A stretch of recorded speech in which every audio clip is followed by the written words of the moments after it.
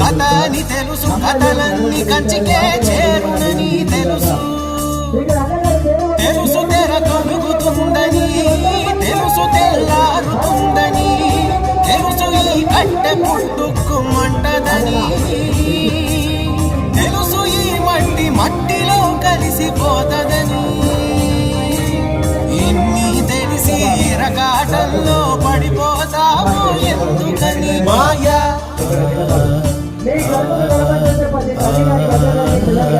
మాయా